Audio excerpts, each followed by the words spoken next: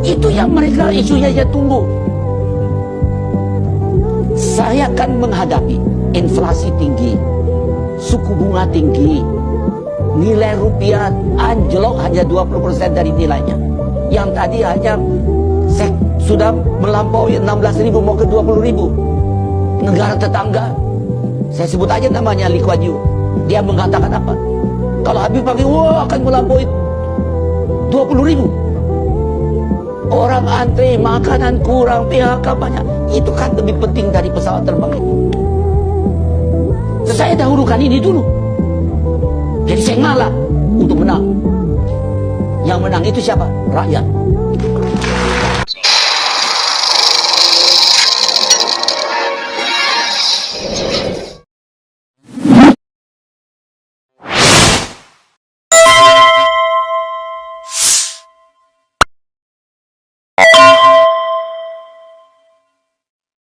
Assalamualaikum warahmatullahi wabarakatuh. Pemirsa, ini ada satu potongan video di TikTok di mana hostnya Najwa Shihab bertanya, ya saat itu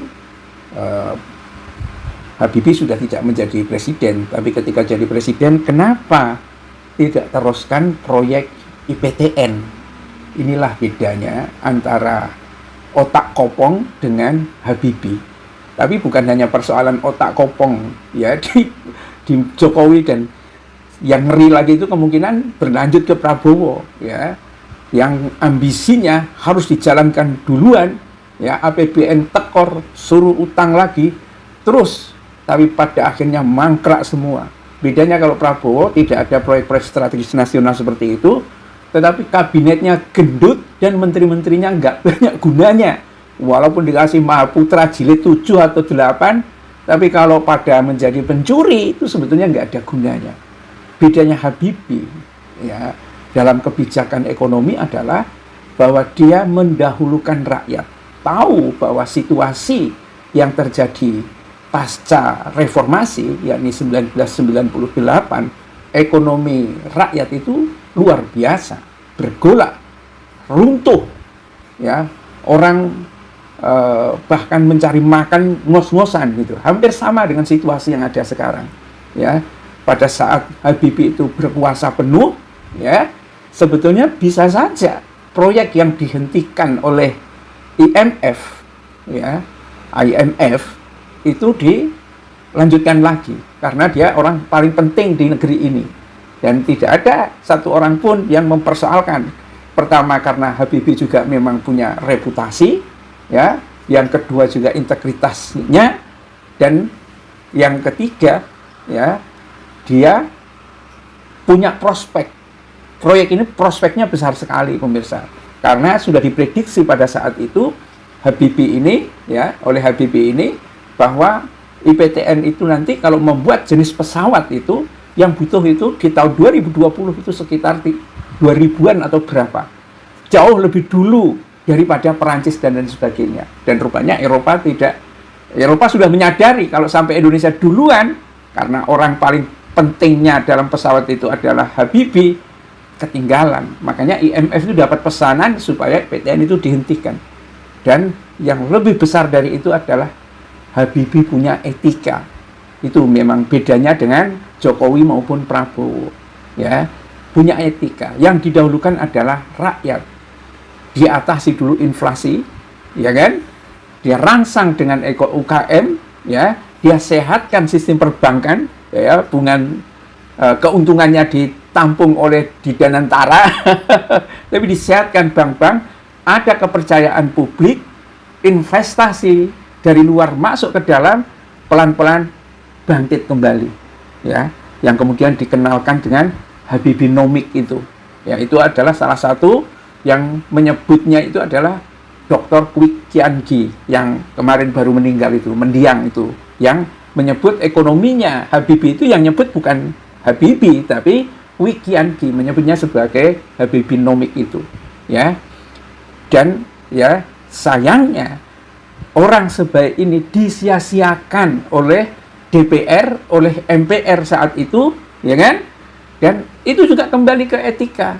Habibie masih didorong oleh Golkar untuk maju, tetapi Habibie nggak mau, ya, karena memang dia tidak punya ambisi. Yang penting demokrasi berjalan dengan baik. Lihat situasi yang ada saat ini, apalagi kalau masa Jokowi itu, bencinya kepada orang-orang yang punya integritas itu luar biasa, dan menteri-menterinya yang punya integritas didepak semua, ya, diganti dengan para pencoleng, ya. Dan Menteri Ekonomi yang oleh Rocky Gerung, Sri Mulyani, ya, kalau di Perancis katanya udah dipenggal itu kepalanya, terus dipelihara oleh Jokowi. Karena apa? Dia bisa menindas rakyat, ya, dengan berbagai pajak yang luar biasa tanpa ada rasa kemanusiaan. Itulah Sri Mulyani, ya. Dan semuanya itu untuk apa? Untuk mengumbar, ya, semua ambisi para penguasa itu. Mereka menggunakan dana itu diambil dari rakyat semua. Itu bedanya dengan Habibie, ya. Kecerdasan, ya kan, integritas intelektual itu, kemudian adab, dan tidak ada ambisi. Namanya orang baik, ya, selamanya akan dibawa oleh baik. Dan Jokowi ini belum mati loh. Tapi sekarang orang, ya, kalau orang normal tidak butuh sembako, tidak apa-apa, mau foto sama Jokowi itu malu, mestinya gitu. Nah, inilah bedanya, pelajaran-pelajaran berharga, ya, yang dibuat oleh Habibie, ya, yang mampu menurunkan dolar saat itu harganya itu 16.000, nyaris ke 20.000, kembali ke 6.500, dan rakyat hidup normal hanya dalam waktu 1 tahun 8 bulan apa berapa, tidak nyampe 2 tahun. Memang ketika integritas tinggi, dan sayangnya rakyat Indonesia, ya, tidak bisa memahami betapa orang seperti Habibie inilah yang sangat dibutuhkan, ya, bukan seperti Jokowi, dan Jokowi mungkin ke Prabowo. Semua presiden yang diperoleh dengan cara curang nggak boleh diharapkan apa-apa, karena kalau dia ingin mendapatkan cara curang itu jadi presiden, kemudian mengharapkan bahwa dia akan membuat kejujuran, nggak ada cerita untuk itu. Billahi taufiq wal hidayah. Assalamualaikum warahmatullahi wabarakatuh.